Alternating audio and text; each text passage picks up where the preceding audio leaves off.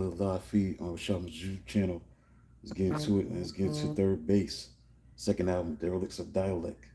This album that came out in 1991 will be their, unfortunately, second and final studio album.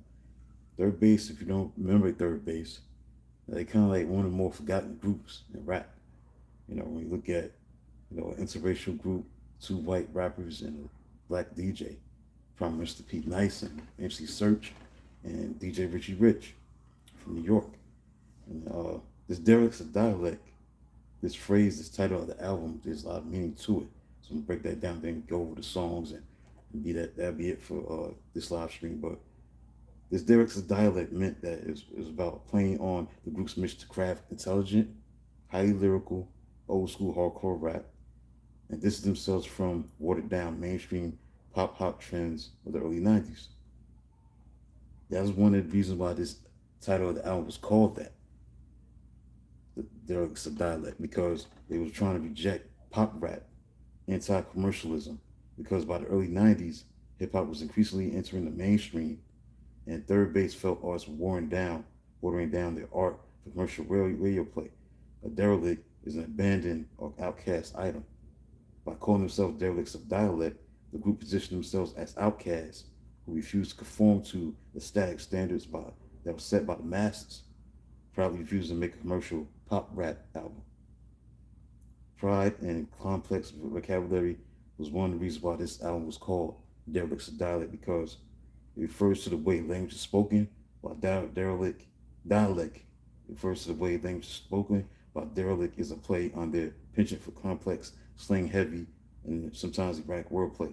In the title track, MC Serch raps, I stakes mumble, I speaks jumbo, typecast,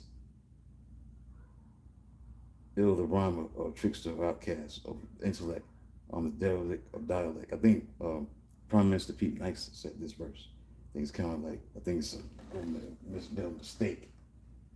I don't think MC Serch said that.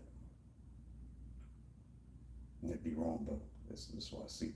It was said in the song. The phrase signifies their identity as lyrical outlaws mavericks whose complex phonetic skills put them in a league of their own.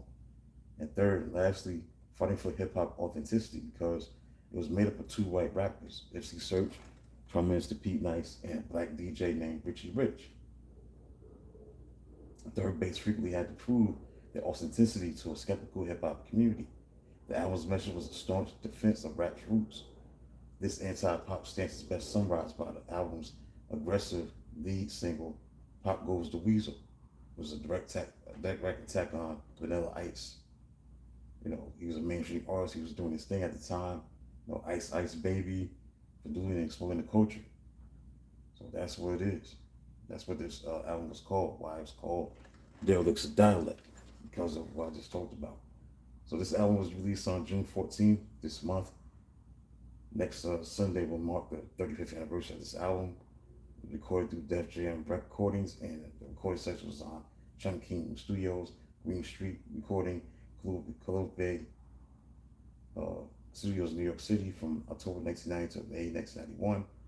The album was produced by third base Prince Paul, Sam Suffer, Downtown Science, John Gamble, Dante Ross, GB the Johnny of Stimulate Dummies, and KMD.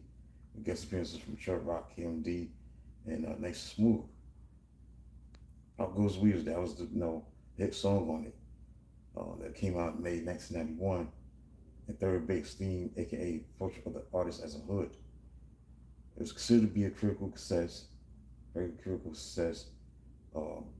Game police about dissing the Ice, Pop Goes to Weasel.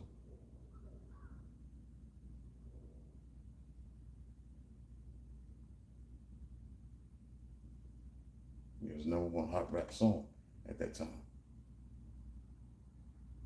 And the samples of this for this record was You Have Done Nothing by Stevie Wonder, and Sledgehammer, Peter Gabriel's hit, and Eminence Front by The Who. So it reached the top 40. It was certified gold as a single. Pop Goes the Weasel. Also, X-Clan was dissed on a song called Herbals in Your Mouth. And the album is noted for its variety of styles, both musically and lyrically, and they were influenced by De La Soul and Tribe Called Quest. And several anecdotes and skits on the album, or influenced by D3 High and Rising. So a lot of native tongues influence on this album. I like the Derelicts of Dialect record. I think that was a great record. Great sample on that from I think Knife Creation.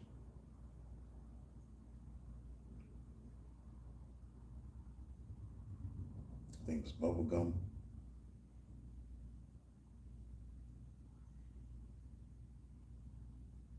Some good stuff on here.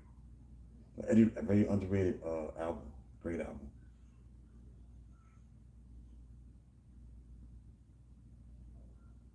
Yep. So that's the meaning, man. If you go back to, if you're new to this live feed, you go back. I was discussing the three meanings of this title of the album at the time, Derelicts of Dialect. What did it mean? What was the meaning behind it? So you go back and look at it when you get a chance.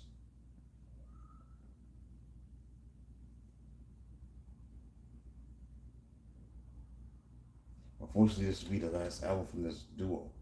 They'll go their separate ways. They never make another album again, unfortunately. It's just crazy. Because the first album they did was great too.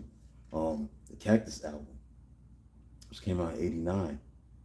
Songs like Step Into the AM, Brooklyn Queens, The Gas Face. That was their best work. Definitely their best work. Yeah, they had samples like Rule of Mine, Bubblegum from Knife Wonder, excuse me, from Knife Creation. I think that was featured on the title track. Derelicts of Dialect. And Charles Mingus. Stuff like that. So it's a great album. Very underrated though. Yep. This group should have been, they're a great group. They made two classic albums, but I think they should have stayed together. But again, when you got two white rappers that can rap and a black DJ, it's gonna be tough to try to stay authentic and maintain fighting to just be relevant and be themselves. So that's what they were doing with this album after the '89 debut.